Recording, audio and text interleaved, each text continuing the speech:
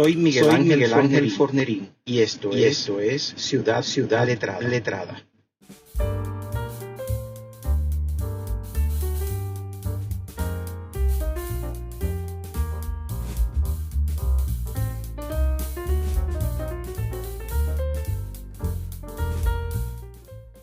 Buenas tardes, doctora. Muy buenas tardes. Agradezco en el alma la invitación y la presencia de los estudiantes del curso doctoral sobre poesía femenina puertorriqueña. Agradezco yo también mucho su presencia para hablar de una poeta muy importante en la literatura puertorriqueña. Puerto Rico ha tenido mujeres poetas trascendentes desde antes de la presencia en el Parnaso de Julia de Burgos. Llorén Torres escribió entonces, cuando Julia empezaba a publicar, que ya había 4 poetas extraordinarias que podían presentarse en la literatura hispanoamericana. Y uno se ha preguntado a qué se debe todo esto, porque Puerto Rico ha tenido ese gran momento en la literatura femenina, y hay muchas razones sociales, políticas y culturales que son las que podrían justificar una respuesta a esta interrogante. Pero nada, yo quisiera en esta mañana, pero en esta tarde, empezar a hablar de Ángela María Dávila y preguntarle, en primer lugar, para la gente que no conoce a la poeta, ¿quién era Ángela María Dávila? Sí, de nuevo, buenas tardes. Ángela María Dávila nace en Humacao en el 1944, el 21 de febrero, y muy pequeña se traslada a la zona metropolitana. Accede a la Universidad de Puerto Rico junto a una generación, digamos, que se forja en la modernidad plena, en un ambiente político también de efervescencia. Ángela María Dávila es una de las poetas, quizás la poeta más destacada como relevo de Julia. Y probablemente la primera junto a Julia, ¿no?, que afirma su raza, al mismo tiempo que intercambia, ¿no?, el discurso sobre la palabra y la poesía con el discurso sobre la nación. Ángela María digiere a Julia de Burgos y también digiere a otros grandes poetas como Vallejo, etc. Y probablemente esa coincidencia, ese discurso que nos permite habitar, es la característica mayor de Ángela María, porque Ángela María crea una poesía, en el caso del Animal Fiero y Tierno, no sé si lo ven, que se organiza ritualmente. Y ese rito, ese mito, permite, y es mi tesis, ¿no?, sobre su obra, exorcizar esa historia profana, que no es otra que la historia colonial. Entonces, hay un mérito más allá de la creación, que en Ángela María conversa nuevamente con Julia. Se trata de una poesía que podemos leer desde esa inmanencia, pero también desde la trascendencia del discurso poético político. Entonces, la afirmación soy negra o soy mulata, soy mujer, soy sujeto deseante, soy una colonizada que aspira a la libertad y defiende a la nación, no como un imaginario, sino como un conjunto, digamos, que de sueños y de historia. Es lo que quizás coloca a Ángela María en un sitial muy particular en nuestra poesía femenina, y me parece que hispanoamericana también. Siguiendo con esta parte, ¿verdad?, biográfica, ella nació en Humacao en 1944. Estamos a un año de terminar la Segunda Guerra Mundial. Ya Julia había salido de Cuba en 1942 y se encontraba en Nueva York cuando ella nace. Y probablemente ya estaba escribiendo en el periódico Pueblos Hispanos. Y estaba en ese periódico realizando labores culturales para la difusión del arte puertorriqueño y también conectando a escritores y luchadores por la democracia, como fue Juan Bosch en Hispanoamérica. Y en Puerto Rico, en el 44, ya había empezado todo un proceso de mano a la obra, de la operación mano a la obra, y además se estaba desarrollando una gran inmigración hacia Estados Unidos, que fue la segunda inmigración, porque la primera de los años 20 fue hacia la República Dominicana y hacia Hawái.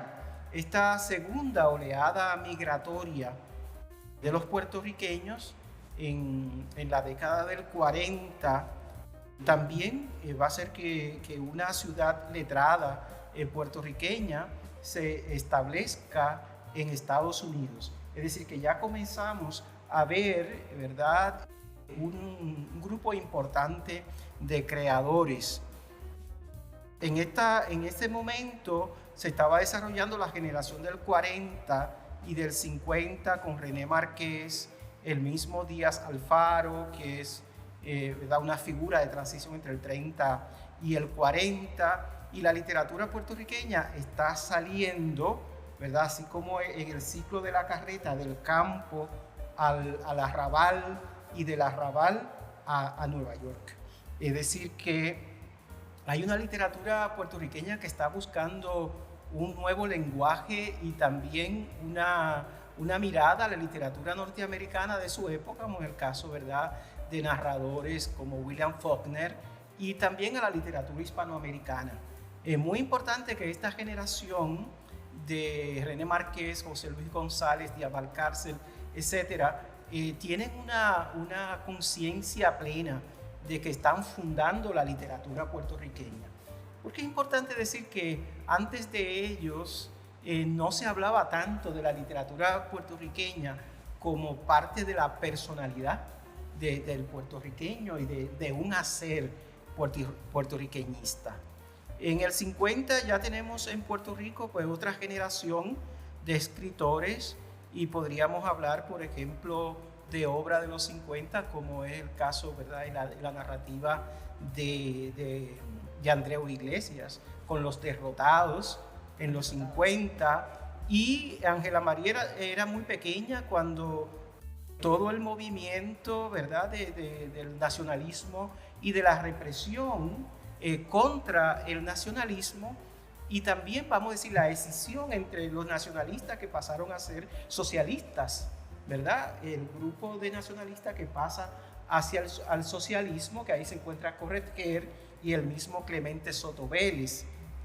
Y ya en los años 50, en el 59, pues viene la Revolución Cubana, que va a ser muy importante porque la Revolución Cubana es la expresión de una juventud que quiere otra manera de hacer las sociedades latinoamericanas, ¿verdad?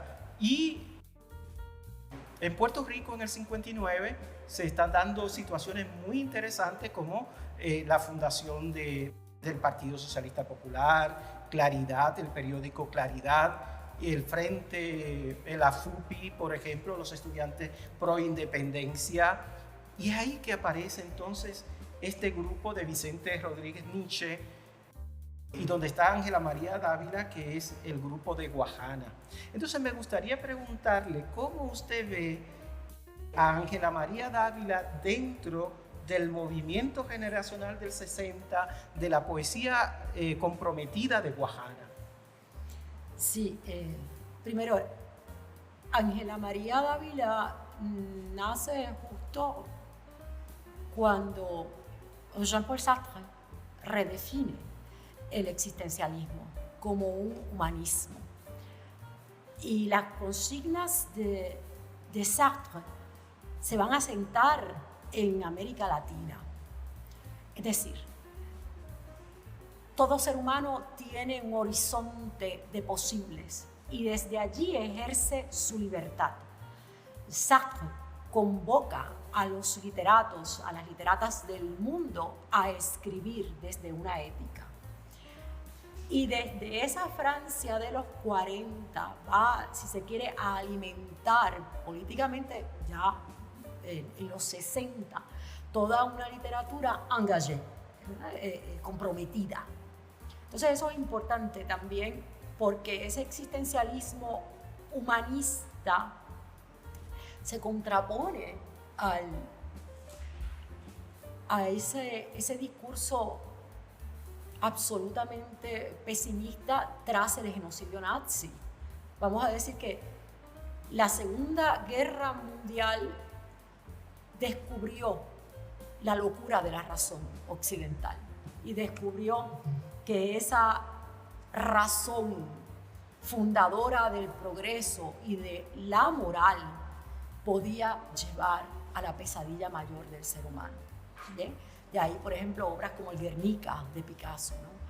Entonces, en el ámbito puertorriqueño y caribeño, se trata de los años en los que ya avanza la consolidación del Partido Popular Democrático. Se ha iniciado, como usted mencionó, la operación Manos a la Obra. La operación Manos a la Obra fue paradójica, como lo ha sido casi toda nuestra historia, porque trajo la modernidad a Puerto Rico, ¿sí? Asentó las bases de la Universidad de Puerto Rico para que se abriera a las clases populares, pero al mismo tiempo nos despojó casi de la mitad de nuestra población. Es decir, expulsó a los jíbaros y a las jíbaras de nuestra nación. Y los envió, por supuesto, el capital es el que domina, ¿no?, a limpiar y a trabajar en aquellos espacios que los más pobres de la costa este, los irlandeses, por ejemplo, y los italianos, no querían ocupar. Entonces, hay una expulsión y una ausencia sobre la que se construye ese sueño de la modernidad, que fue un trabajo de nación, aunque no concretizó un movimiento libertario. El país se involucró en Manos a la Obra. Y son los años en los que Luis Muñoz Marín también esboza el discurso que todavía nos acompaña. La nación puertorriqueña existe en términos culturales, pero la nación en términos políticos es el imperio, Estados Unidos. Entonces, ese binomio, esa paradoja, esa oposición binaria, que en el fondo lo que hace es reproducir el discurso colonialista de la Ilustración, civilización, cultura, es la que también va a marcar el camino político de los años 60, de esa juventud, que invierte el discurso de Muñoz Marín, es decir, retoma y rescata a los nacionalistas para decir, no, atención, esa no es la civilización, esos son los colonizadores y son ellos los que vienen aquí a destruir y a borrar de la historia a nuestro país. Entonces, Ángela María lleva la marca de esas décadas, lleva la marca de la lucha política que se rescata, insisto, en los años 60, es la lucha de los nacionalistas, que ya Muñoz Marín y por supuesto los grandes intereses habían borrado del panorama a través de la ley de la mordaza y de la persecución. El nacionalismo se tacha de nuestra historia, pero nuevamente lo irónico del caso es que se convierte en la fibra del mito. Entonces los nacionalistas y las nacionalistas pasan a ser los personajes de los cuentos, de esas narraciones que se tienen que susurrar en la noche, etc. Y alcanzan una estatura mítica. Esos son los nacionalistas que la generación de Ángela María rescata y que la generación, de artistas gráficos también va a rescatar, ¿no? Son los años 60 que convergen con el 68 de Francia, con el 68 de Tlatelolco, que no hay que olvidar, con el 68 en los Estados Unidos, con los movimientos de liberación y que, como usted apuntó muy bien, llevan la marca de la Revolución Cubana, particularmente cuando desde Cuba se redefine la izquierda como antiimperialista y llega y toca la fibra del independentismo puertorriqueño, y ese independentismo puertorriqueño entonces también abraza el proyecto socialista, ¿no? Incluso el PIB ya en los años 70 pudo haberse convertido en un partido de masas. Hay unas coyunturas inmensamente ricas en esos años en los que Ángela entra como Julia a una universidad de Puerto Rico que era plural, que ya no era un círculo de niños y niñas ricas con dos clases importantes que fueron las que levantaron este país, las enfermeras y las maestras. Pero más allá de las enfermeras y de las maestras, lo que imperaba en nuestra universidad era, los hijos y las hijas, sobre todo los hijos, de los más adinerados. Bueno, este es un panorama, ¿verdad?, es sumamente interesante que nos lleva a leer la poesía y las acciones sociales y políticas de Ángela María Dávila dentro del contexto de la historia política, económica y cultural, como debe ser, ¿verdad?, Sí. de Puerto Rico. Y es un panorama sumamente interesante. Quisiera en esos años ver un poco el feminismo ¿verdad?, en la oleada feminista de los 60, porque hay un feminismo de los 30 y hay un feminismo en el siglo XIX. Es decir, que hay varias etapas del feminismo, y yo creo que estamos ahora mismo en otra etapa, ¿verdad?, del feminismo. Aunque lamentablemente no tenemos muchas estudiosas del tema del feminismo en estos momentos como hubo en los años 60 y 70. ¿De qué manera el movimiento feminista, las ideas feministas, ¿verdad?, las ideas sobre un lugar, ¿verdad?, social y político para la mujer aparece en la obra de Ángela María Dávila? Ángela, en su ensayística, fue muy tajante cuando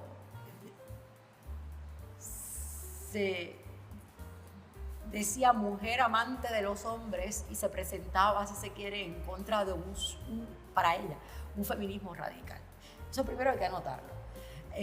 Segundo, ese feminismo de los años 60 lleva la marca también de Simone de Beauvoir, y nuestra inmensa existencialista marxista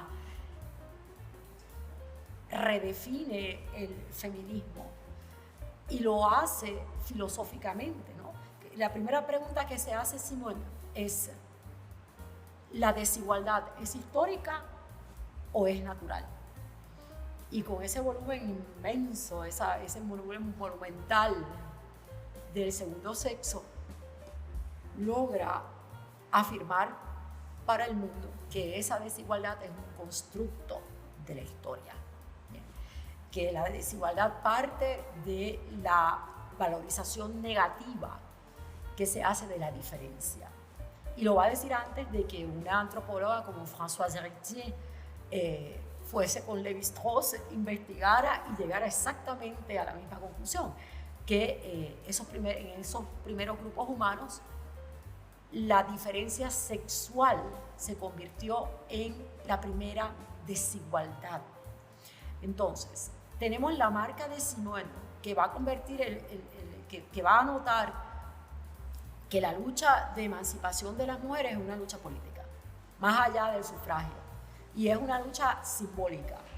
Bien, Simone nos recuerda que el espacio que habitan las mujeres es un espacio interior, y que el trabajo doméstico para la mayoría de ellas era ese. El trabajo es uno inmanente, es decir, se hace todos los días y se borra, y apuesta a lo trascendental como motor de cambio. Y en lo trascendental, por supuesto, figura el trabajo en el exterior, pero también la propia literatura.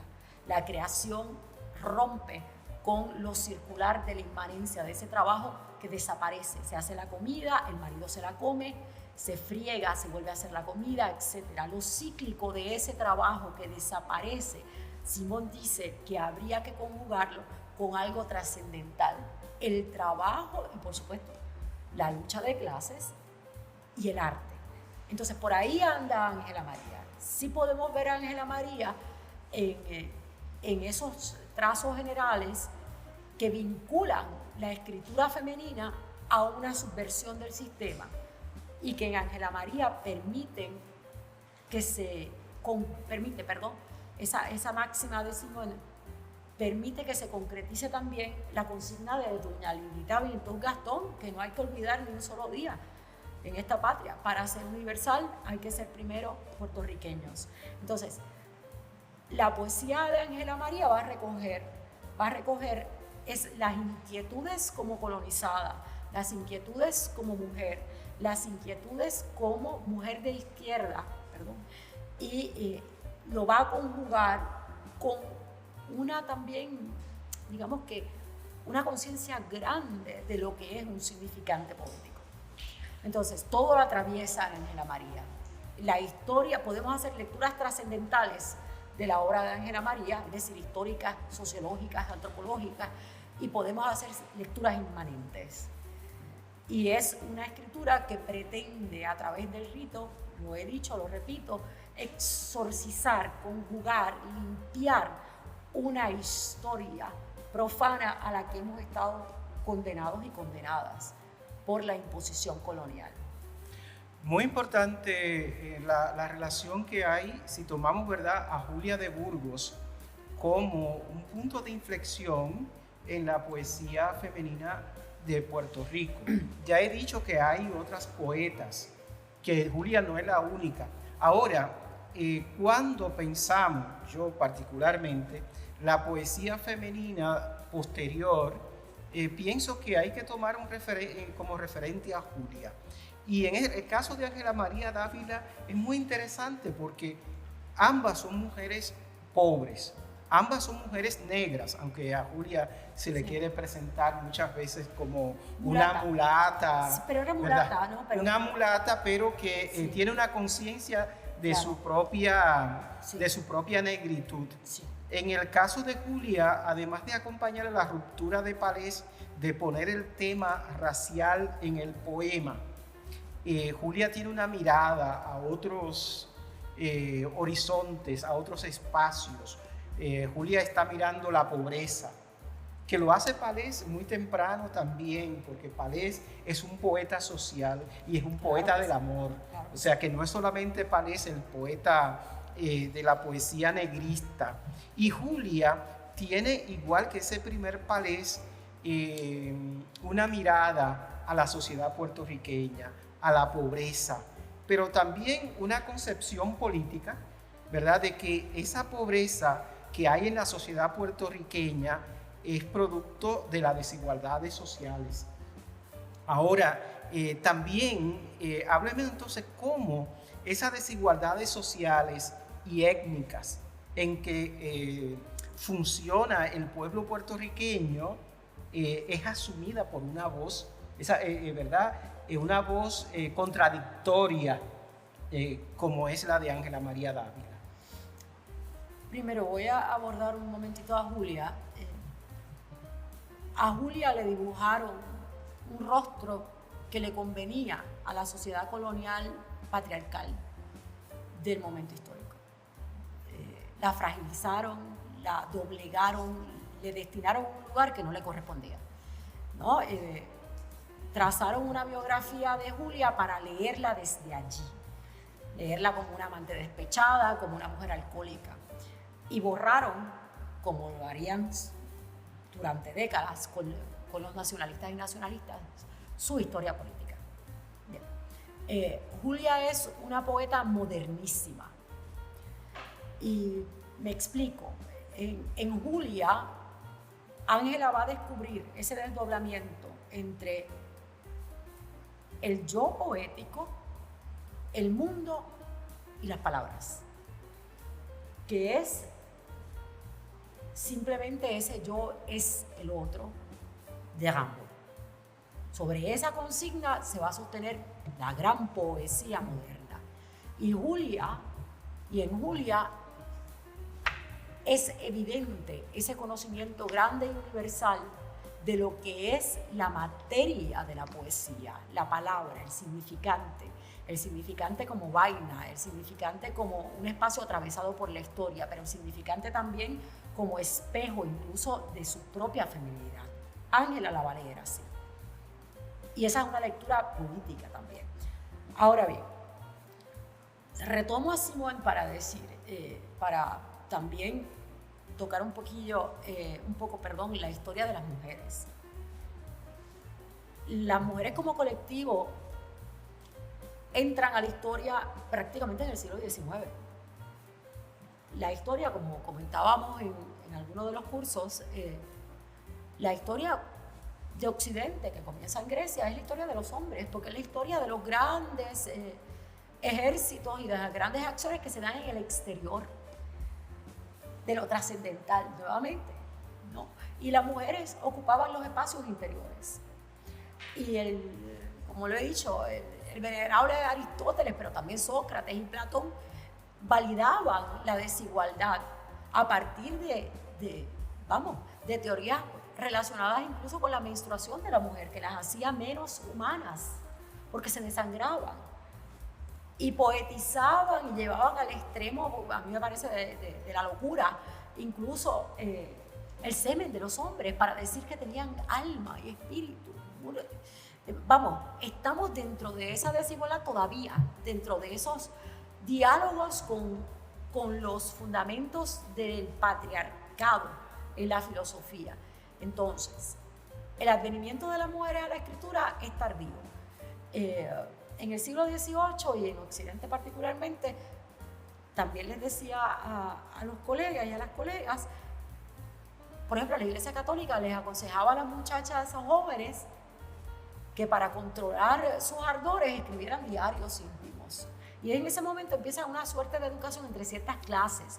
Pero insisto, como colectivo en el mundo no habíamos llegado a la escritura. Estábamos fuera de la historia y fuera de la escritura.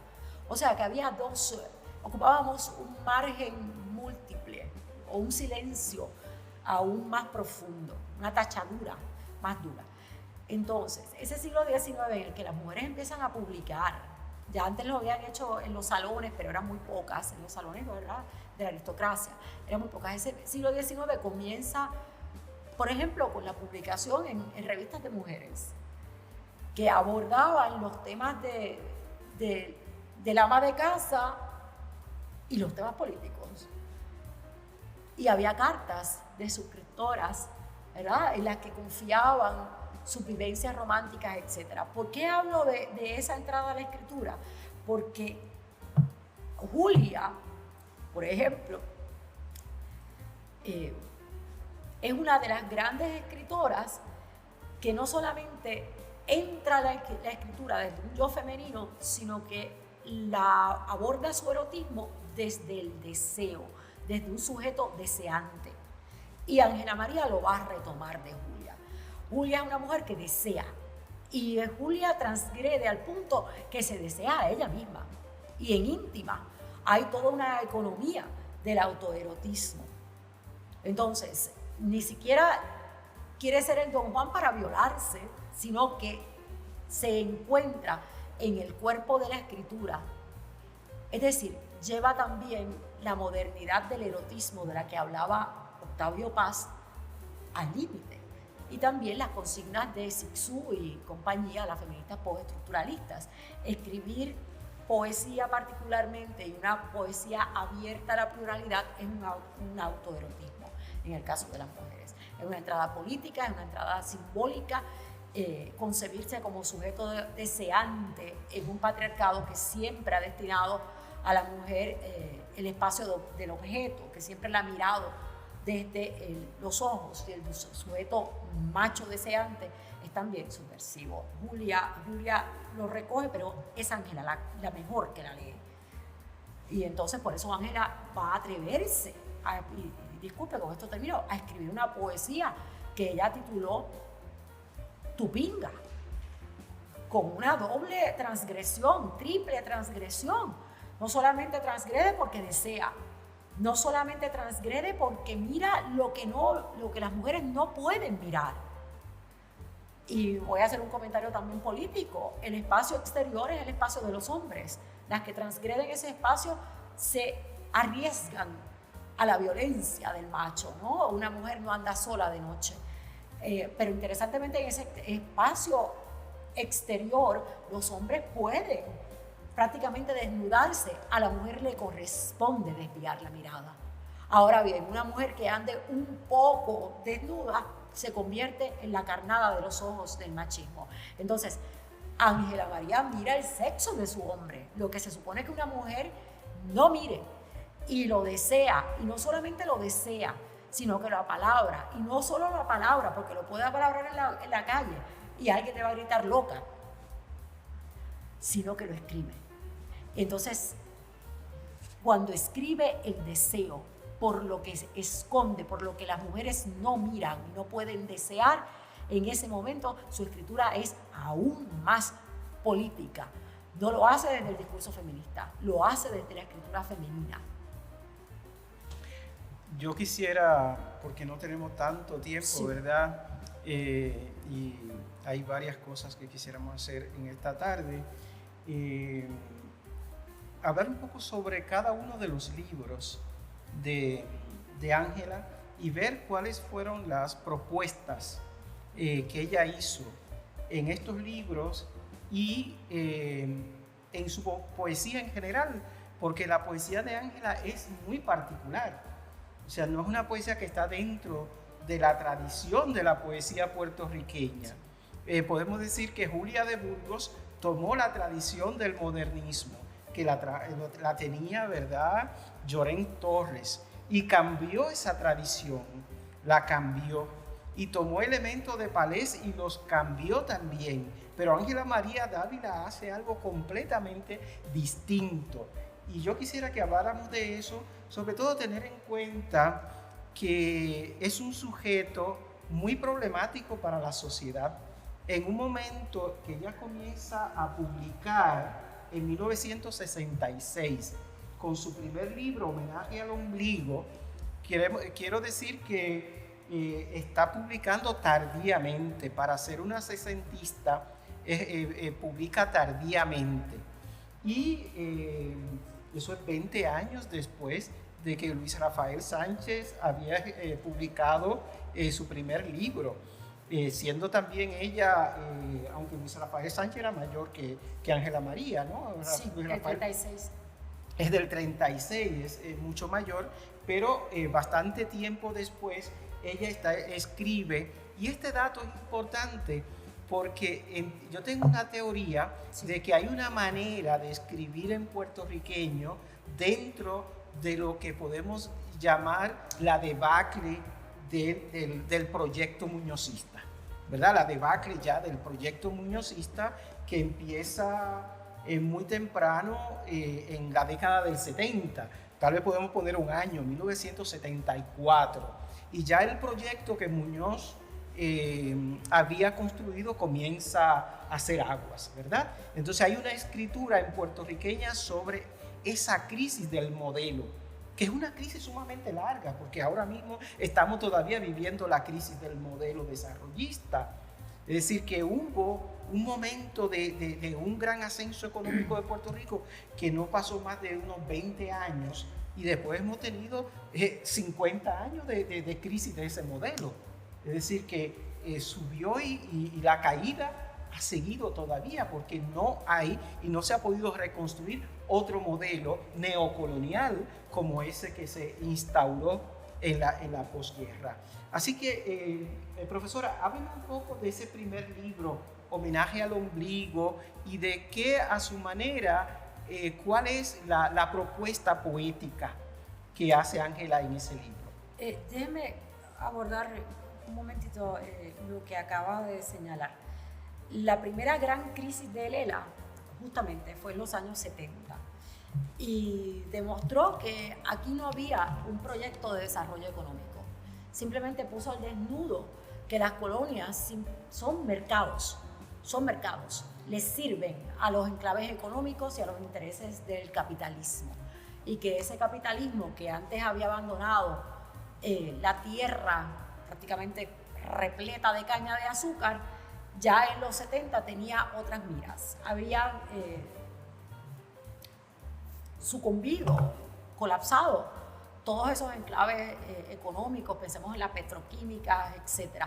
En el momento, en esos años, es el momento en el que ya no es posible, por ejemplo, escribir la novela nacional, pero sí es posible, como lo demostró el queridísimo Luis Rafael Sánchez, escribir la antinovela de Lela.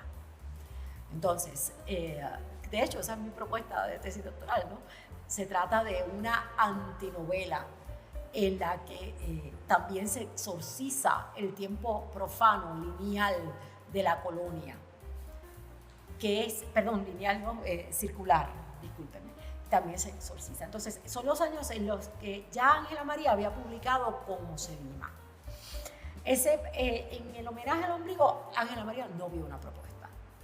Ella simplemente evoca ese primer trabajo como una poeta aprendiz y muy marcada por quien fuera su primer esposo, ¿no?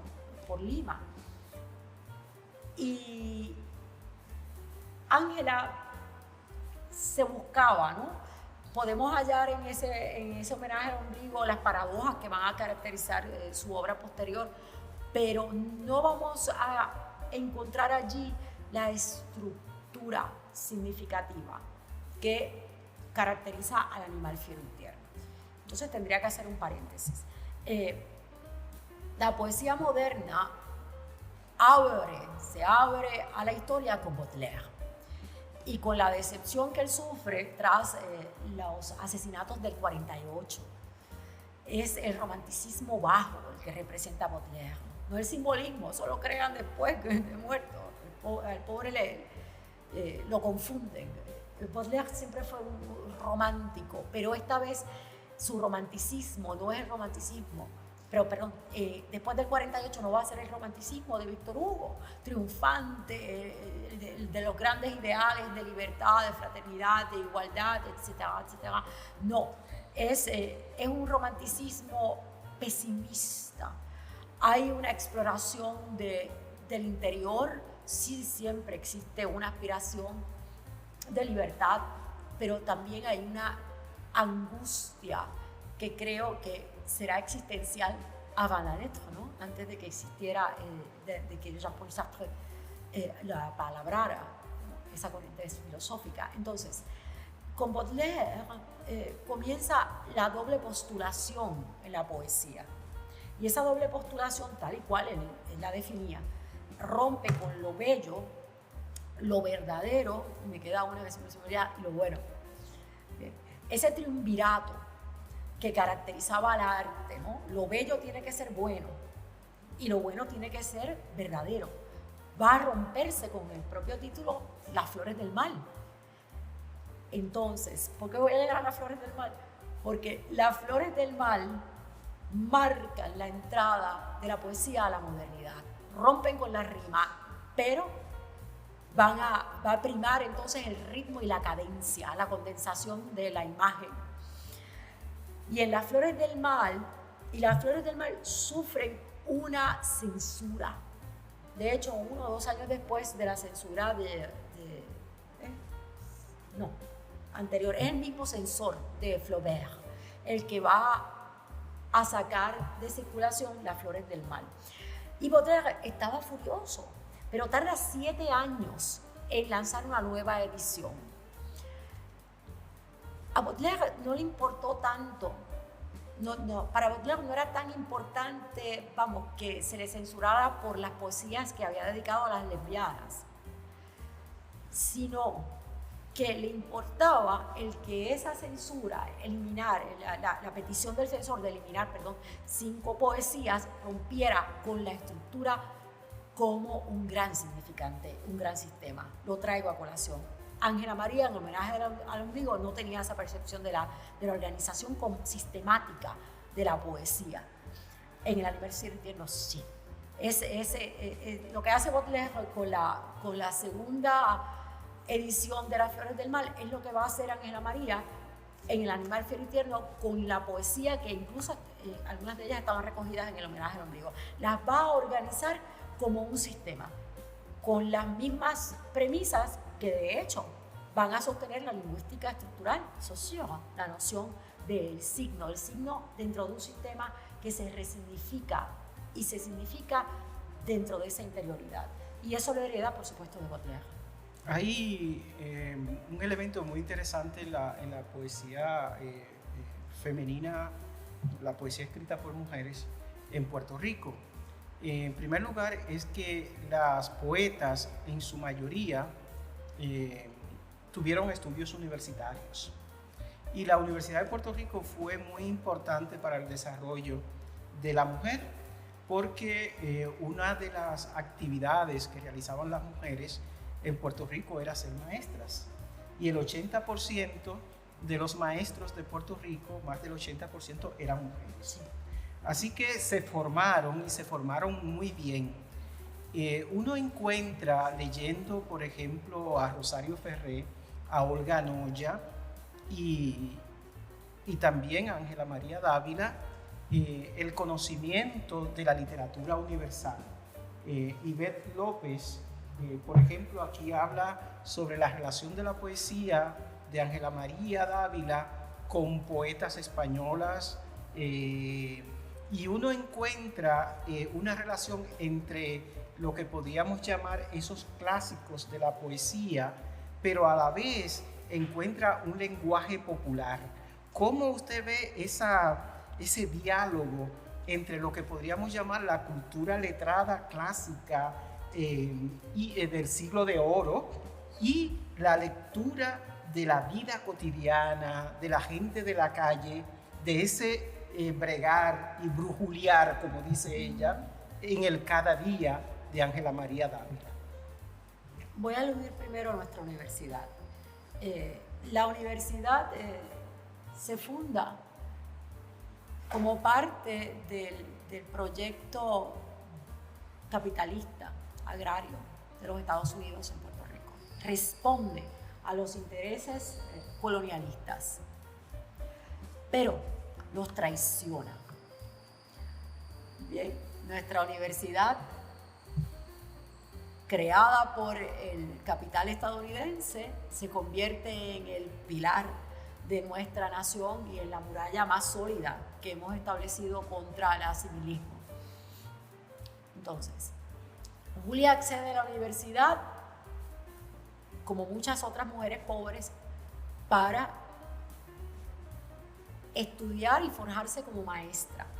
Voy a insistir, las dos clases fundamentales en este Puerto Rico moderno, las que levantaron a este país, fueron clases de mujeres, fueron las maestras y fueron las enfermeras.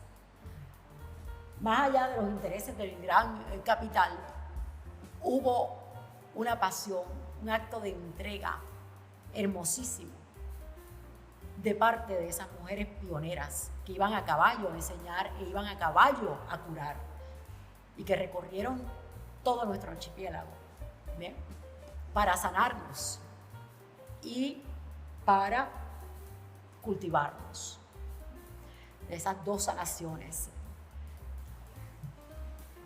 Entonces, la Universidad de Puerto Rico, que respondía y todavía responde a esos intereses, se convierte en el espacio, en el aula que le permite a una clase popular marginada acceder a un conocimiento universal, como usted dice, porque recordemos que Jaime Benítez, el pater de la Universidad de Puerto Rico, está, si se quiere, en el origen de la controversia entre ser occidentales o ser puertorriqueños, que resuelve Milita Pintos Gastón con la máxima que cité al principio: para ser universales hay que ser primero puertorriqueños o puertorriqueñas, y que por supuesto la Antígona Pérez de Luis Rafael Sánchez va a llevar a la concretización en el arte, ¿no?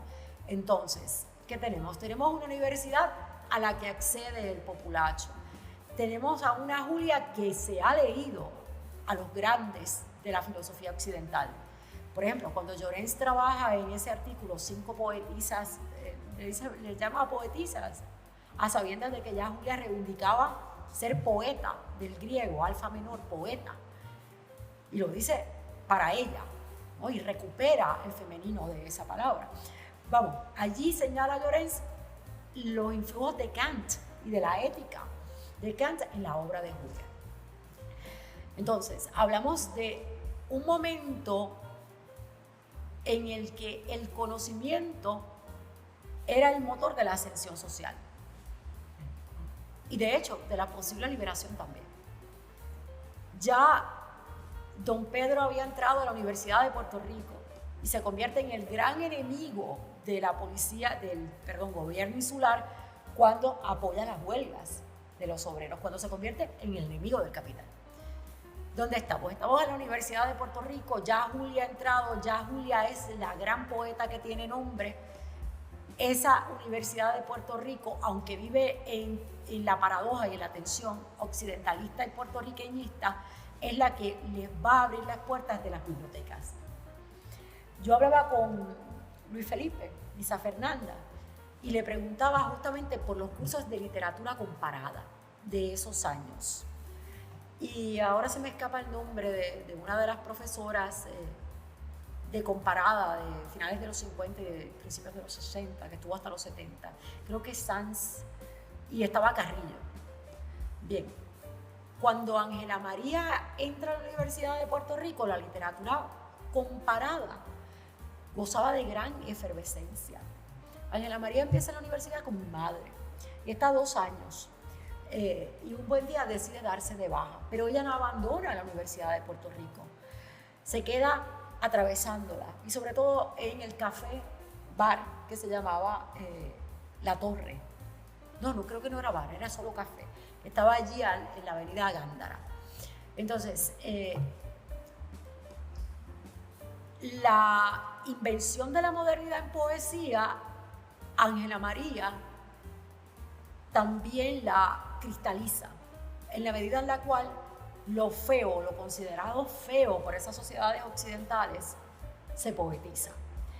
Como lo hará Luis Rafael Sánchez con la guaracha del Macho Camacho. Todo es poetizable, todo adquiere una significación, hasta el vello púbico de la China hereje se convierte en parte de una semiótica. Entonces, Ángela María es una de las grandes pioneras, pero por supuesto, no olvidemos, ya Julia ha escrito Ay, ay, ay de la grifa negra. Ya Julia ha revalorizado lo que en las sociedades racistas es negativo y lo ha hecho justamente apoderándose del insulto, de lo que se juzga feo, y ha dicho que soy negra y la pureza es la negritud, pura negra. ¿Y que nos dice? Cafrería en mis labios y mi chata nariz mozambiquea. Ya Julia le ha dado un peso poético, ya ha abierto semánticamente aquello que se utilizaba para insultar, aquello considerado feo, lo que no entraba en la literatura. Entonces Ángela María toma el batón. Interesante esta poética que le da una voz femenina y también una voz, con el caso de Julia y Ángela María. Yo la única vez que estuve con ella fue en un concierto un recital poético que dio en el café de las hermanas. Ahí en San Juan, en la San Sebastián. En la San Sebastián, y estaba ella, y estaba Rosario, sí, y me acompañaba Pedro Vergés de la República Dominicana, el poeta y novelista premiado en España, sí, con su novela Solo cenizas hallarás. Esa noche la vi con un gran dominio del escenario. Entonces, estas mujeres, las hermanas Rivera, estas mujeres tenían muy en cuenta también construir una voz que tenía un escenario. Es distinto esto a la poesía que se escribe para que alguien la lea en la comodidad de su casa. Es una poesía también que combate.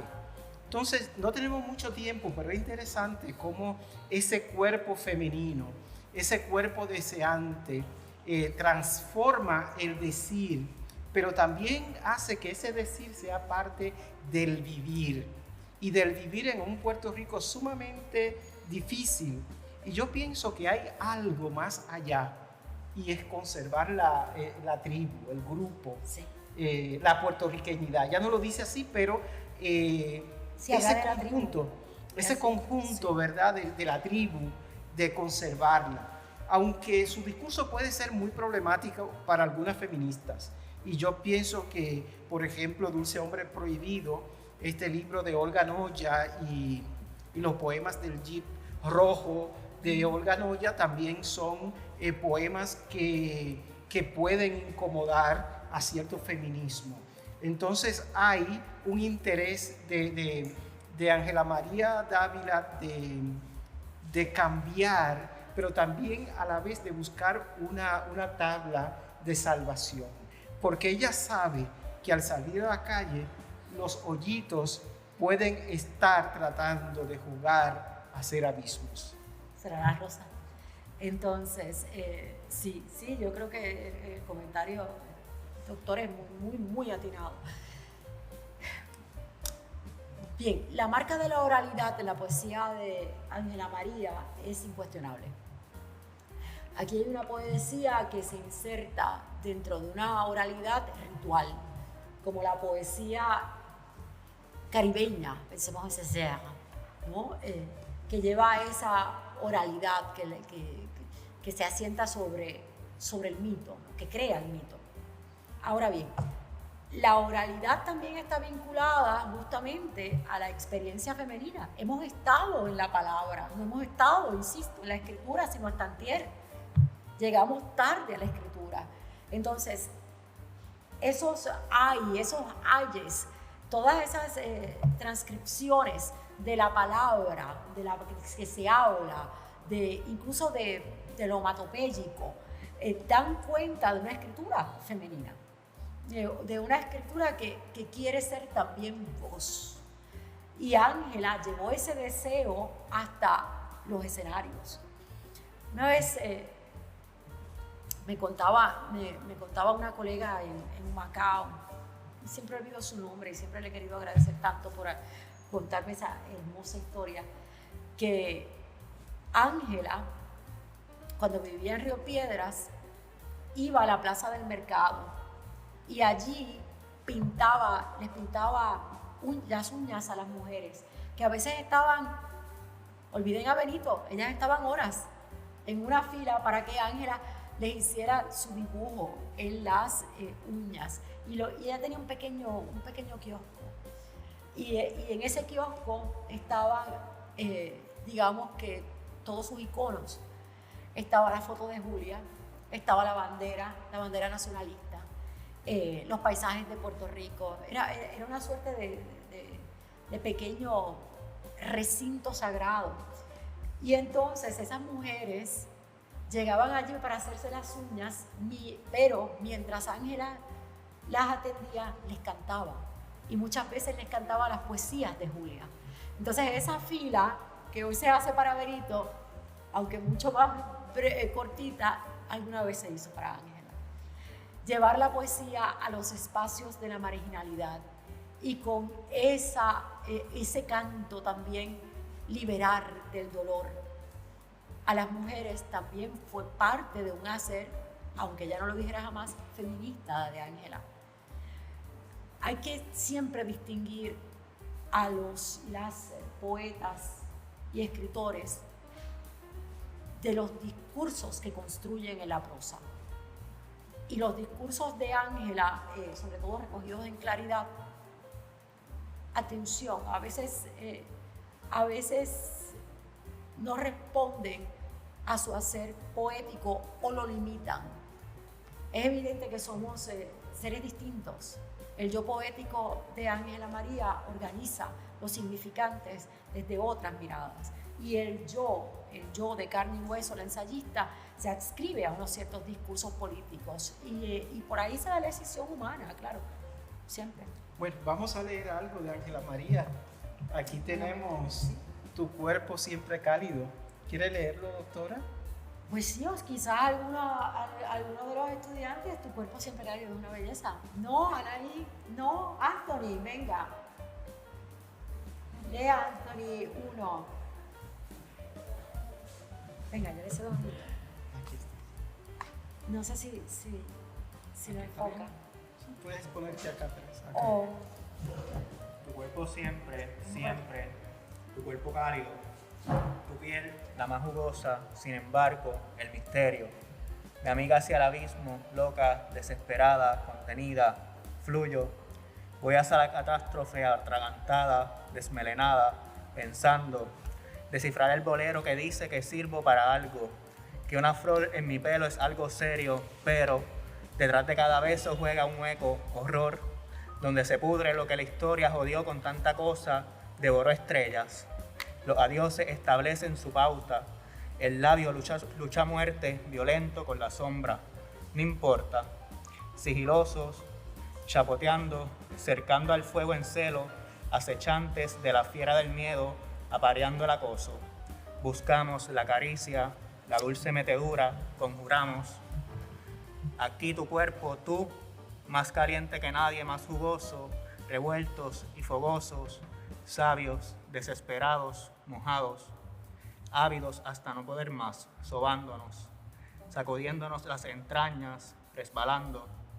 Nos movemos, nos venimos, mirando hondo, espantando fantasmas, descifrando el bolero, esperando el milagro. Muchas gracias, muchas gracias. Ahí tenemos, ¿verdad? Un ejemplo de esa poesía de Ángela María Dávila. Bueno, yo creo que habría que hacer otra actividad y otra para terminar de hablar de una poeta tan significativa en la literatura, no solamente de Puerto Rico, sino del Caribe. Del Caribe, porque si Ángela María Dávila no es una gran poeta del Caribe, la culpa la tenemos nosotros, que no la hemos difundido, que no la hemos traducido al francés para que los guadalupeños, los martiniqueños la lean también, y que no la hemos traducido al inglés para que los jamaiquinos y los de las demás islas también lo lean. En el archipiélago del Caribe estamos muy extendidos y nos falta crear lazos para unirnos y poder difundir nuestras letras. Así que, profesora, yo agradezco mucho esta conversación. Y a los estudiantes, a las estudiantes que nos acompañan. A los que están aquí presentes. Así que si hay preguntas, vamos a empezar la parte de preguntas y sobre lo que hemos dicho y también otras cosas que ustedes quieran preguntar. Sí.